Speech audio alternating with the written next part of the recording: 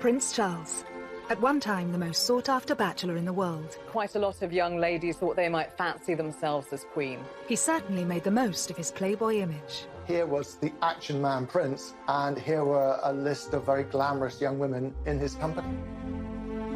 As heir to the throne, the future of the monarchy was in his hands. Charles had one task: to find the wife who would become the future Queen of England and who would produce an heir. And his choice of wife paramount. They didn't want any scandal, they didn't want any shame. But his journey has been far from smooth. He was regarded as being a bit of a liability because he was in and out of too many beds. Time was ticking, and the world was watching to see who he'd choose. From a romance with his future sister-in-law. I think Sarah would have been right up there as a possible bride. And a marriage proposal to his second cousin. He knew that she would be a suitable match. It would have been a dynastic marriage that pleased everyone. How hard was it to find the perfect bride? How would the monarchy look today if he had chosen differently? And what was it about these women that made them serious contenders? Heartache, infidelity, and romance. These are the women who could have been queen.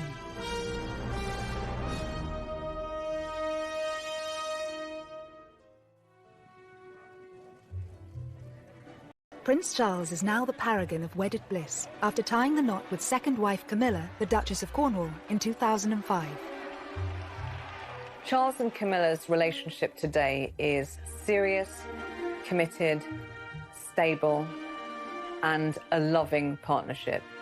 I think he was always in love with Camilla. He needed her companionship in his life, and he wasn't happy until he had it. Whilst the title Camilla will take is still a cause for debate, one thing is for sure. When Charles finally accedes to the throne, she will be by his side. But Charles's search to find his future queen has been far from easy. Before marrying his first wife, Lady Diana Spencer, the prince spent over a decade hunting for the right woman. Prince Charles found it very easy to find girlfriends to have fun with. He found it very difficult to find a young lady who he could actually marry. Charles set himself a deadline, age 30, to marry. He always knew he would be under immense pressure to choose the perfect bride. In a 1969 interview, he spoke passionately about the challenges of finding her. In my position, you're going to marry somebody who perhaps one day is going to become queen. And you've got to choose somebody very carefully, I think, who could fulfill this particular role. Because people like you, perhaps, would expect quite a lot from him, almost from childhood, that the chief task of his life was to carry on the dynasty successfully. So he had to get the right woman. There were strict criteria that any potential bride would have to meet. You needed to be aristocratic, able to gain the approval of the Queen herself, not a Catholic, not divorced, and an actual virgin. It was an absolute necessity that Charles should marry someone who had not had any other relationships with men. The phrase was she had to be Virgo intacta. These requirements were being placed on Charles in the 70s, in the age of the sexual revolution. I think it's probably right to say that in Charles's social circle, virgins were about as rare as mermaids. Charged with an almost impossible task, Charles's search was also set to play out under the watchful eye of the world's media. All he needed to do was walk across a polo lawn with a woman, and suddenly she was named in the press as his current girlfriend, future wife, future queen. Whilst dozens of women hit the headlines, who were the most notable to win Charles's affections, and which of them were closest to becoming queen consort? Rumoured first love Lucia Santa Cruz was introduced to the shy 20-year-old prince at Cambridge University by former politician and the master of Trinity College, R.A. Butler. Lucia was working for Rab Butler, helping him with his memoirs and his research. She was the daughter of the Chilean ambassador. I think Lucia was someone to whom anyone would be attracted. You know, beautiful brunette, I think quite petite, but an absolute, a brain. She was about 5 years older than Charles. She was very worldly. She spoke several languages. She had her own life. And according to everyone, Charles was immediately smitten. With this amazing young woman, Charles was said to have embarked on his very first love affair. it was a physical relationship because Rab Butler's wife has said rather oddly that Charles had been able to cut his teeth on Lucia, which is a horrible way of putting it. But I think basically what she was saying was that, you know, she was sexually experienced, and that was a good thing for Charles, who was a complete innocent. He was younger than his age, and this was true in a sexual sense as well. He'd had no early experience of women. I think his eyes opened to the great possibilities that there were out there.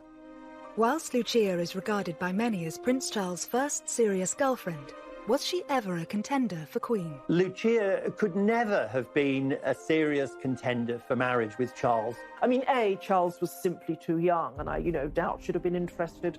But of course, She was Catholic. As heir to the throne and future head of the Church of England, he could not marry a Roman Catholic, so Lucia was never going to be in the running because of that.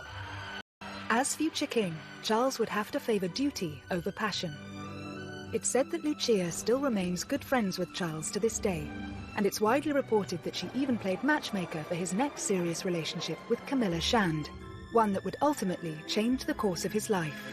she was living in the same block of flats as Camilla and said to Charles, you have to meet this girl. She's, almost the perfect person for you. Camilla was everything that Lucia was, and more, because she was English, she knew the royal family, she moved in the same circles, and she had the same strength, the same motherly qualities that Lucia had, but she had them, to an even greater extent. She's quite bold, quite racy sense of humour. She's not shy at all. If you're Prince Charles, who's a bit more sort of introverted, Camilla's qualities are extremely alluring. Plus, she's tough, and I think he likes strong women.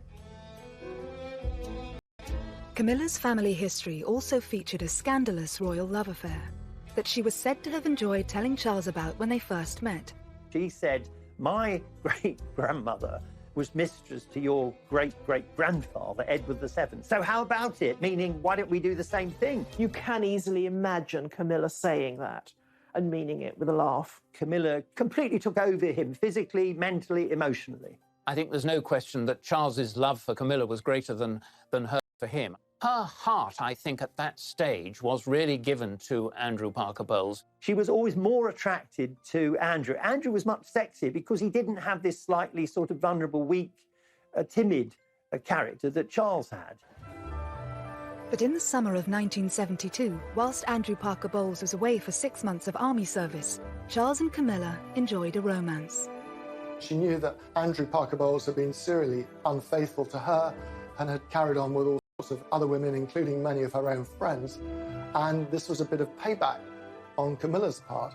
And boy, what a person to pay back your erring boyfriend with and the heir to the throne.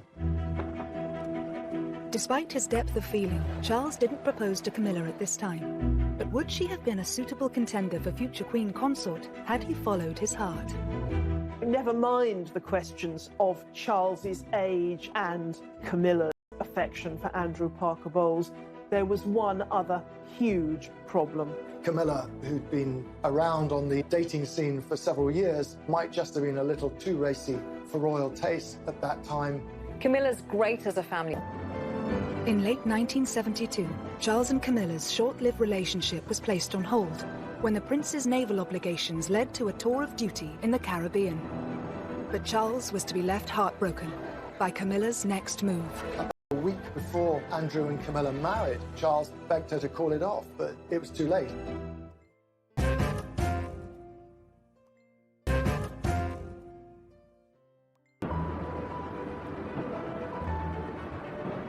Whilst on a tour of duty in the Caribbean, Prince Charles learnt that Camilla Shand and Andrew Parker Bowles were engaged to be married.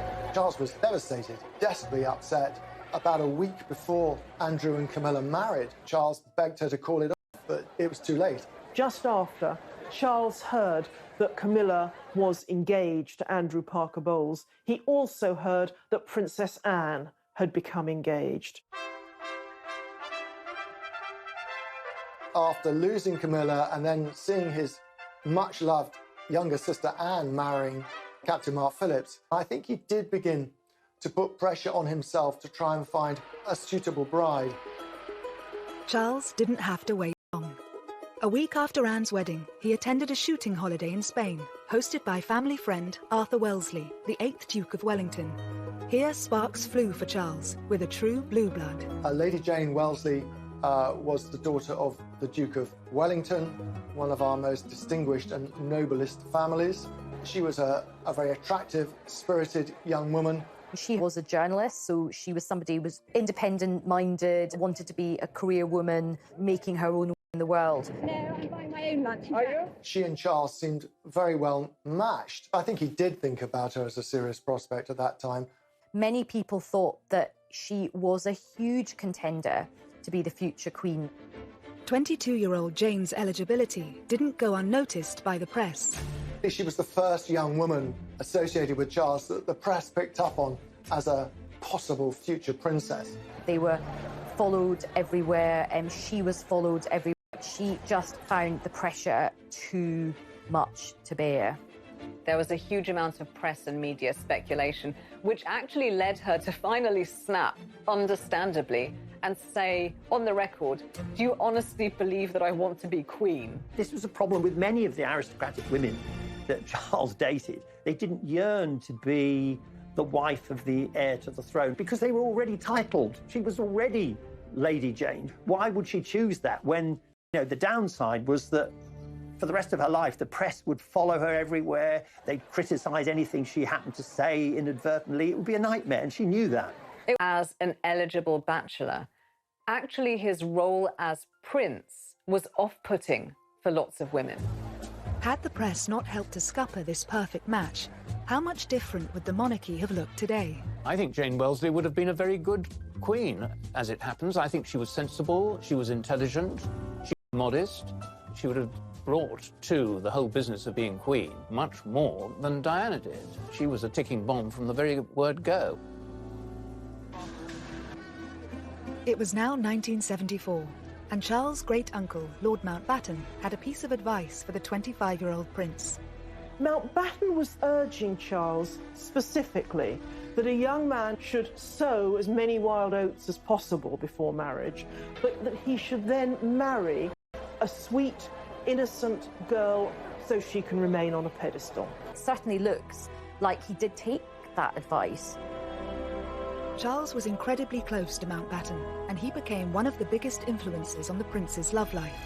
I think Charles did have a bit of a fractious relationship with his own father, the Duke of Edinburgh. So I think his uncle provided him with just a lot of friendship and a lot of support. He advised Charles in a very loving, but also very calculating way. He was very much on the dynastic make, and he saw Charles as someone whom he could influence. It helped cement his connection with the royal family. He'd always interfered in royal life and had been doing it for many years. Decades before, Mountbatten had really tried to orchestrate the marriage of his nephew, Prince Philip, with Princess Elizabeth, the heiress to England. Now, that marriage, of course, happened, but not without Prince Philip actually warning his uncle to back off. Nevertheless, he was the mentor in Charles's life, and it was his advice that Charles decided to follow. Dickie Mountbatten was so supportive of Prince Charles's erotic adventures that he offered him the use of his own property, Broadlands, as a secret love nest or hideaway for Prince Charles to take his girlfriends. Charles didn't find it difficult to attract these young ladies.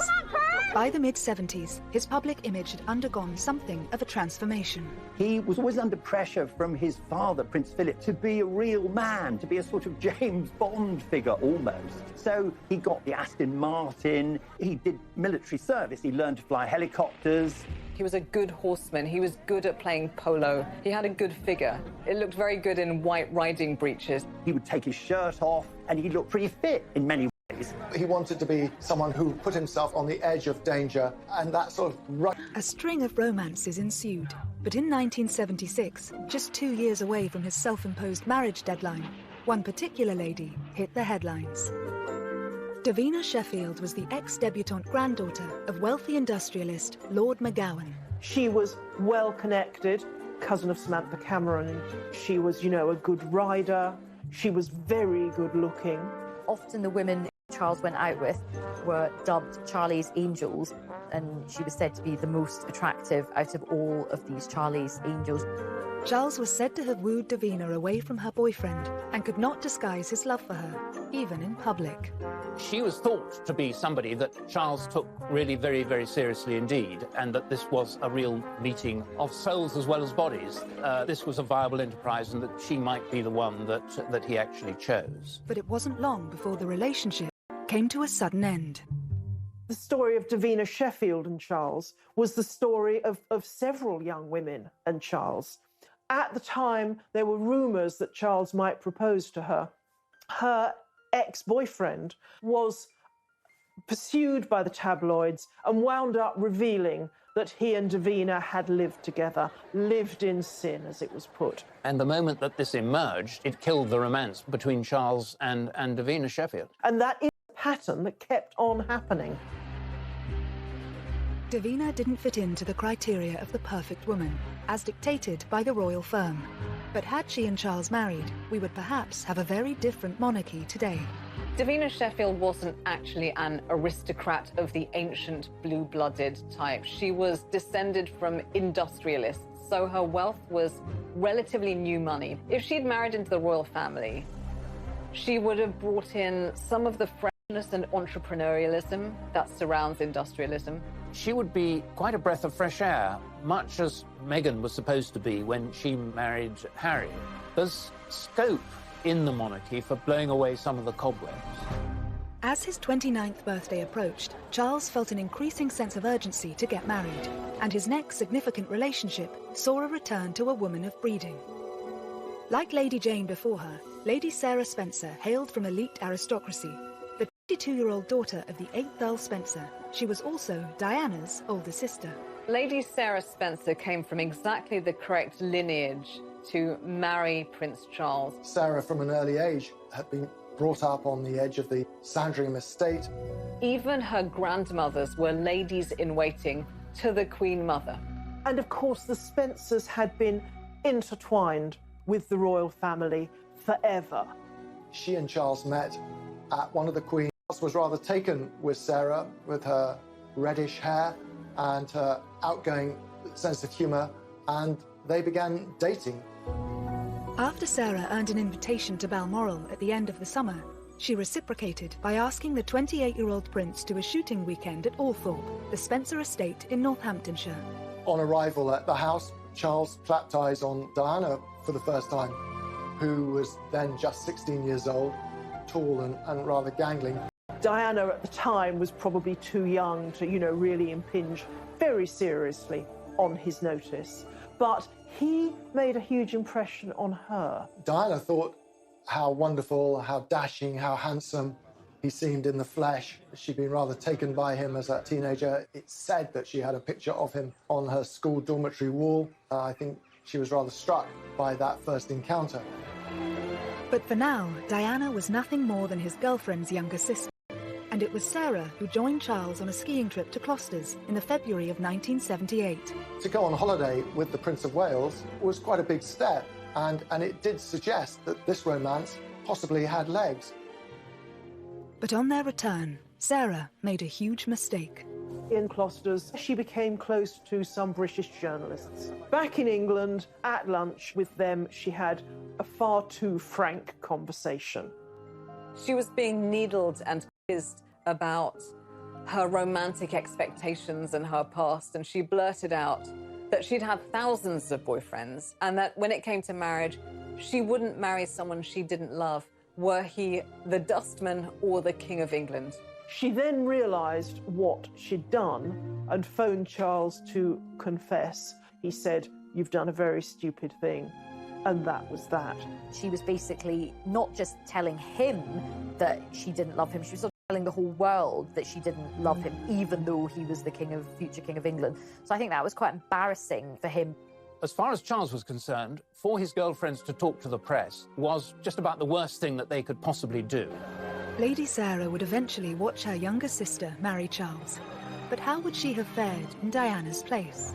I think she'd have been a much better match for Charles, because Charles needed someone who was a bit stronger than Diana, and Sarah was that person. I like her honesty and her toughness. I wish that some of that boldness had transferred to Diana. Instead, Lady Sarah was happy to take the credit for Charles and Diana's union, calling herself Cupid. But it would be another 3 years before their relationship would begin. In the meantime, Charles would propose to 2 other women.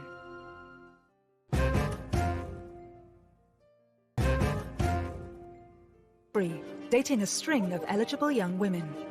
He's beautiful. Years earlier, he told the press he wanted to be happily married by the time he was 30. But as his big 3-0 approached, the pressure was on. Prince Charles's job was to get married and make babies. By the age of 30, he still hadn't done that. As Charles approaches his 30th birthday, there is this sense of panic setting in. He does throw himself into quite a few relationships, and he doesn't just throw himself into these relationships, he actually proposes to these different women. Over the next 2 years, Charles proposed to not 1, but 3 young women. His next love interest, Amanda Knatchbull, seemed to tick all the boxes, and more importantly, had the approval of Charles's romantic mentor, his great-uncle, Lord Mountbatten. But that was hardly surprising. Amanda Knatchbull was the granddaughter of Earl Mountbatten, and she was someone who he had known since she had been a child, of course. She's also Prince Charles's second cousin. So with Lady Knatchbull, he really kept it in the family. Charles was 9 years older than Amanda. Was it pressure from Mountbatten that had once prompted the prince to speak to 16-year-old Amanda's mother about her being a future royal bride? Charles considered it from a very early age, but I think that Mountbatten had sown the seeds. I think Charles, the future king, was, as far as Mountbatten was concerned, he was a pawn. He was a pawn in the dynastic game, and he was a pawn that he hoped would go down the board and become a king, and that king would have as his queen Amanda. I find that the most interesting of the relationships, not because it was emotionally intense on either of their part, it wasn't, but because Charles seemed so ready, so willing to consider a very young teenager as a possible bride, just, because everyone told him he should do. Amanda Knatchbull's mother, Lady Brabham, was very wary. I think she sensed that Charles was casting around for someone who was suitable rather than someone who he was in love with. She told Charles to wait and see if a relationship developed. Over the next 5 years, Charles and Amanda did become close friends. But how suitable would she have been as a royal bride? Amanda Knatchbull was descended from Queen Victoria. She was supremely aristocratic. She was virtually part of the family already. She knew the ropes. So from many points of view, she was absolutely ideal. I think he was very fond of her, and obviously they had a mutual closeness to Lord Mountbatten. He knew that they didn't fall in love at first sight. They weren't having sexy romps. This would be an old-school merger, not a love marriage. In 1979, Charles did propose to 21-year-old Amanda. But despite pressure from Lord Mountbatten, it appears Amanda wasn't interested in becoming a royal bride. He did propose, and she was quite firm, and she didn't say, "Oh, thank you, how wonderful, I need time to think about it." She actually turned him down on the spot, but she did it with great elegance, and it left no bad feelings. Amanda Knatchbull turned Charles down because I think she just couldn't bear the thought of the exposure to the pressures of monarchy. She doesn't see herself as a future queen. As far as Charles was concerned, he was disappointed, but perhaps not that disappointed, because I don't think that the chemistry was really ever there as far as he was concerned. He was being a dutiful nephew as opposed to an ardent lover. Despite her aristocratic pedigree, Amanda went on to have a successful career as a social worker and advocate for affordable housing. But had she accepted Charles's proposal, how different would the monarchy look? She would have been politicized, socially clued up, a reforming queen. She wouldn't have just traveled around wearing a tiara and amazing clothes. After Lady Amanda's rejection, it seems Charles didn't hang around, because shortly afterwards he was seeing another heiress, Anna Wallis. She was the next in line, not to the throne, but the next in line to Prince Charles's bedroom. Interestingly, if you look at pictures, she looks, as someone once put it, like a more dangerous version of Lady Di. Well, it appears to be a full-on passionate romance. I would say they had a very hands-on relationship. Charles and Anna are said to have connected through a mutual love of country sports. But on paper, was Anna a strong contender for the role of royal bride? Anna Wallis was the daughter of a Scottish landowner. So in one sense, she looked really quite suitable. She was horse mad, hunting mad. She was known as Whiplash Wallis, apparently, partly for her temper, her quick temper. She always rode higher and faster and longer than people on the hunt. Charles was very much taken with her for a brief while. The royal family don't tend to like women who have particularly strong personalities, so she might not have actually been a very good fit in the long term. In early 1980, Charles is said to have proposed to Whiplash Wallis. However, it's rumoured that Anna turned him down because his old flame was back on the scene, Camilla Parker Bowles. Marry Anna Wallis, or perhaps he was just pretty desperate, full stop, because he proposed to her twice. The thing is, it was obvious by this stage that Charles was in love with Camilla. Anna Wallis was the first of Charles's girlfriends to, as it were, have Camilla really shoved in her face. The Royal Opera House, Covent Garden, tonight. The formal climax of the Queen Mother's birthday with applause from 20 members of the royal family, dozens of peers... But it was at the Queen Mother's 80th birthday party, where both women had been invited, that the relationship turned sour. She was like a wallflower. He just ignored her the whole evening. And who did he ignore her for? He ignored her for Camilla. Charles and Camilla seem to have reignited their relationship at red heat, basically, and they weren't that discreet about it. Anna was furious, and she said to Charles, "How dare you? I've never been so badly treated in my life. You've left me on my own, and now you can jolly well go on your own without me." And that was the end of the relationship. And Anna was dispatched with a crack of the whip lash. After Anna's proposal was rejected, was it to be third time lucky for the Prince of Wales? In 1980, Charles was still grieving the loss of his mentor, Lord Mountbatten, who had been killed the previous year in an IRA bombing. He was staying at a friend's country house when he started chatting to a fellow guest, a 19-year-old Lady Diana Spencer, the younger sister of his ex-girlfriend Sarah. She famously spoke about how sad he'd looked at Mountbatten's funeral the previous autumn and how she'd been struck by it watching it on television. And I think it was that which struck a chord with Prince Charles. Diana seems very early to have considered herself as a suitable bride for Charles. She's quoted as once having said that, you know, she kept herself tidy on purpose. Diana herself says that that night his hands were all over her, but over the course of the summer of 1980, Charles set about pursuing her with gusto. There was a 12-year age gap between Charles and Diana. So what was it about this particular aristocrat that made her so suitable for the role of future queen? For the senior royals, Diana was an even better marriage prospect than her sister Sarah because she was younger. She hadn't had any boyfriends who were likely to talk to the press. She was from an ancient family with connections with the Churchills and with every other aristocratic family in the country. The Spencers and the royal family had been so close for part of the club. I think the palace and the courtiers thought, she's not going to be any trouble. Oh, the irony. Once the press realised Charles was dating Lady Diana, they didn't leave her alone. Was it this, and pressure from his own family to marry, that prompted him to propose to Diana, reportedly after less than 15 dates? Is there any possibility that any announcement of your marriage in the near future? Can you tell me? Can you tell me if there's any possibility? I'm not going to say anything, please. September 1980, they'd known each other no more than 6 weeks. They hadn't really seen a lot of each other.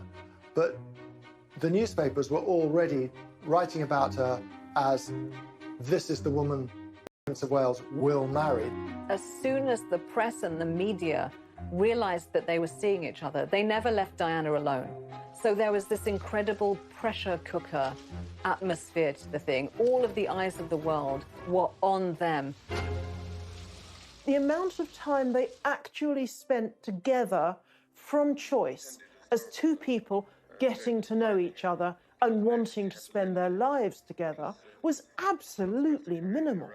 Warning signs were there to see. On February the 24th, 1981, the Prince of Wales and Lady Diana Spencer officially announced their engagement. But 4 decades on, it's remembered for all the wrong reasons.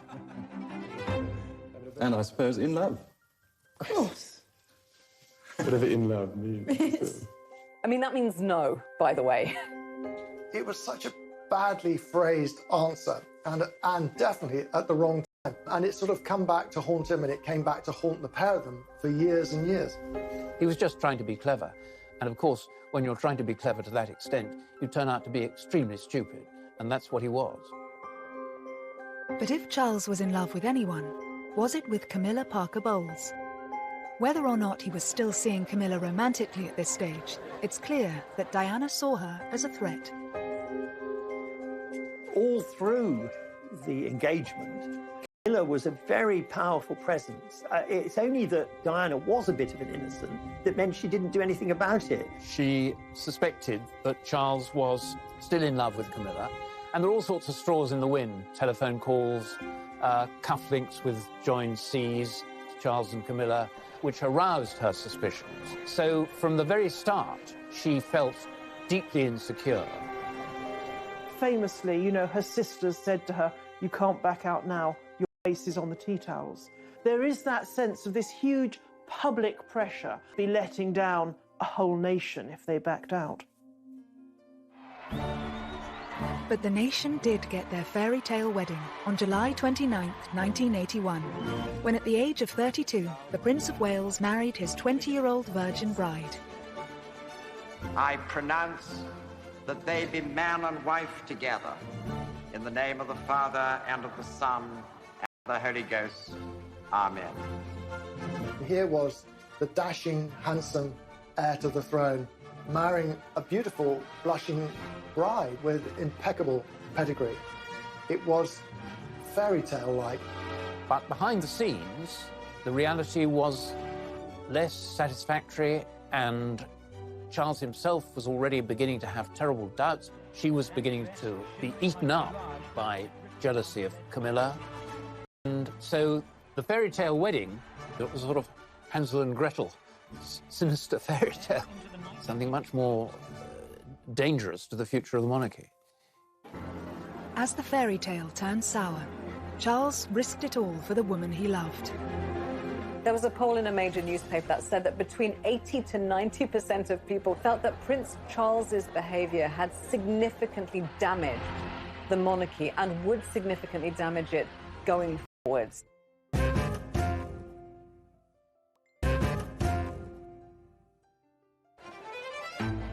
At the start of the 1980s, as far as the world was concerned, Prince Charles had got his fairy tale princess, his happy ever after.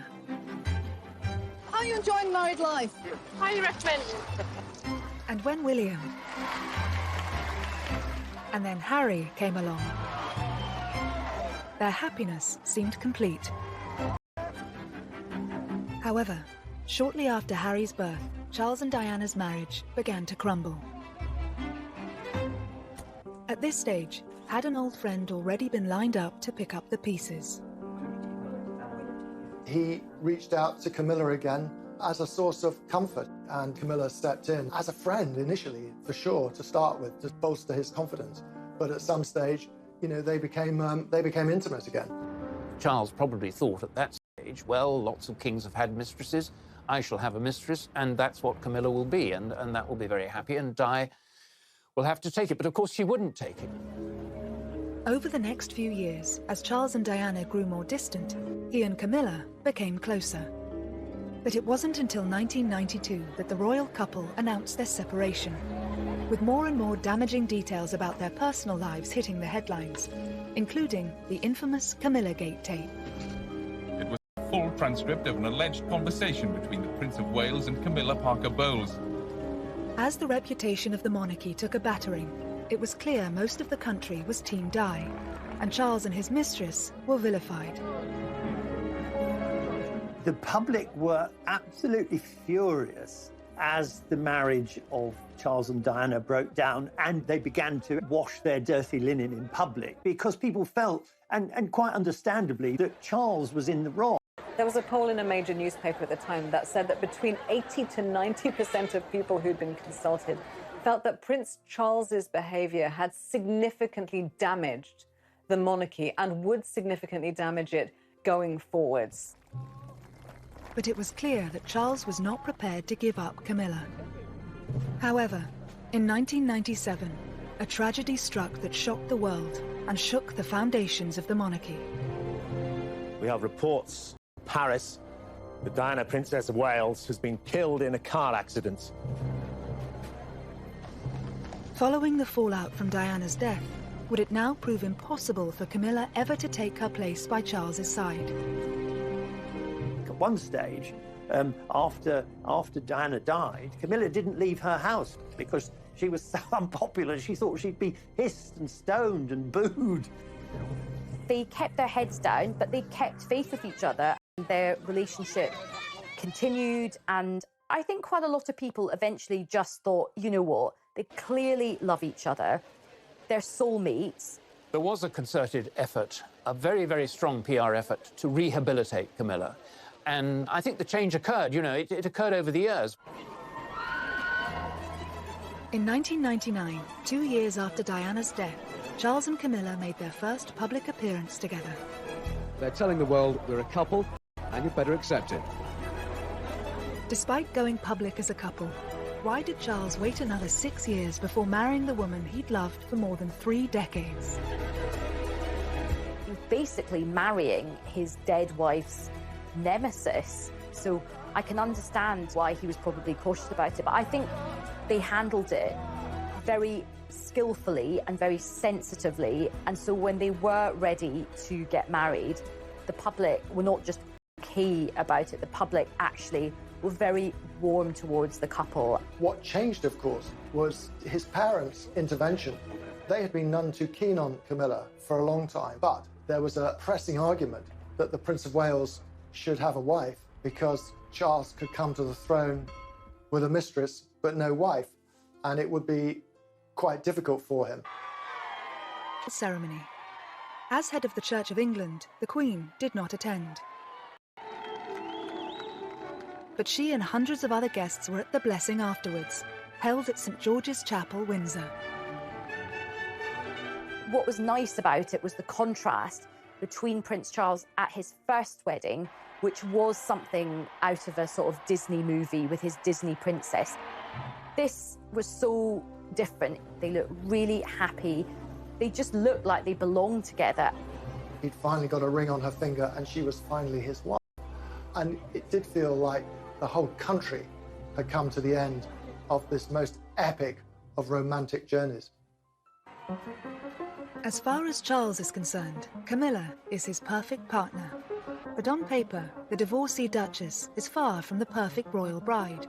So what will she bring to the monarchy? It's interesting because the question of a Queen Camilla would once have seemed utterly outrageous. But behind the scenes, it is said that Charles, understandably, wants his wife to be queen. It is perfectly apparent that Charles is at once happier and more stable, more forthcoming with her by his side. Camilla now, I think, is probably as close as you can get to being the perfect consort and perfect royal wife, because she will never complain. She's very measured. Prince Charles' love life has certainly been colourful. He searched far and wide for the ideal bride. But had he followed his heart sooner, rather than his head, would his romantic journey have been completely different? The woman that Charles ultimately married and found true, lasting, mature happiness and friendship with is exactly the type of person who, 3 decades earlier, he would have rejected immediately as queen. Charlie's angels, as they were called, I think they've been very important in making him realise that actually hunting for the perfect person is not a good idea, because if you're actually out there desperately looking, you make mistakes, you try too hard. And so I think he's learned that the grass is not always greener, and he was always better off with the first woman he loved anyway.